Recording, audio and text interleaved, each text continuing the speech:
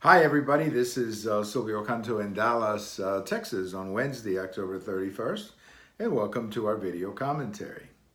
Well, if you've been following the news, the only thing they're talking about is the midterms coming up. And in fact, a week from today, this would be Wednesday, November the 7th, right?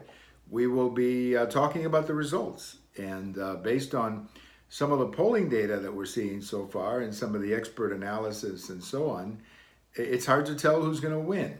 There's a lot of stuff up in the air, as they like to say. Let's take a look at Texas first, where I think things are falling into place here. I believe Senator Cruz is going to win fairly easily. The latest poll has him at 10 points. The average, what they like to call the Real Clear Politics average, has him +7, which would translate, if it turned out to be a 7-point race, it would translate to 53-47, something like that, which would be an easy victory for Senator Cruz. Governor Abbott is running away with it. It appears that all of the other Republicans running at the state level are also going to be reelected. No big surprises here in the state legislature or the state Senate. So not much changing here in Texas, I think, on election day. As you go around the country, you look at the House. The House of Representatives right now, by every indication, I've looked at probably 5 or 6 different articles and listened to different people who who speak about this, generally from an independent perspective. But they're basically saying that it's pretty much too close to call. Now, the Democrats may have an edge right now in many of the polls that we've seen, but it's not a big edge. And I was listening this morning to Karl Rove, who is a really knowledgeable political analyst. I know he's a Republican, but he's very straight when it comes to doing these numbers and crunching these numbers. Basically, he's saying that we're going to be up all night and maybe even into the early morning. It could be the next day. There could be some recounts. It could be that close in many of the races that will decide. Apparently, what they're predicting is that neither side is going to have more than a 10 district margin or 10 vote margin.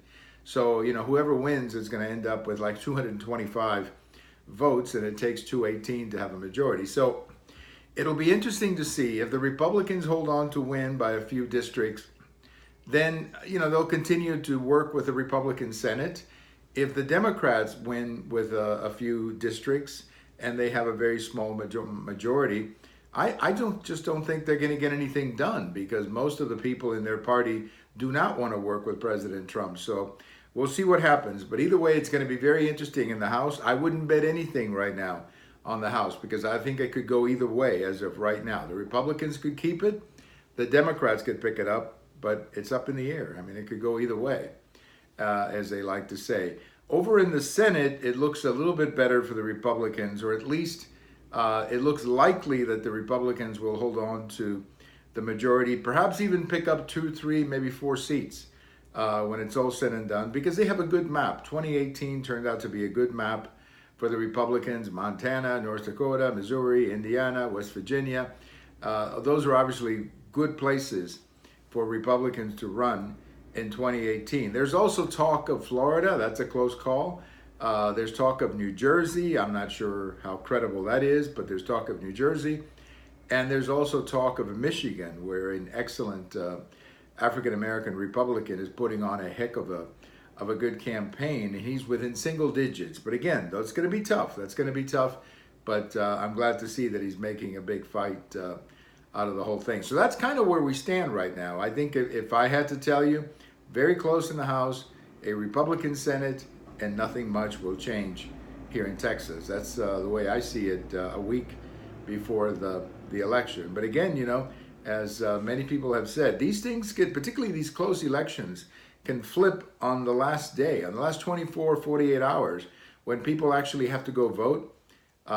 These things could flip one way or the other. So, we could end up with one party getting all the votes at the end and in a sense, having a good day, and another party doing the same thing. We'll have to keep an eye on it. Bottom line, nobody really knows right now what's going to happen in the House. So stay up all night. I hope you're planning to stay up on election night because it's going to be a long night. Well, thank you for watching. We have all of these on YouTube. We have them on video. We have them on my Twitter. We have them on my blog. Happy Halloween to all of you. If October 31st is your birthday, happy birthday. Bye-bye, everybody.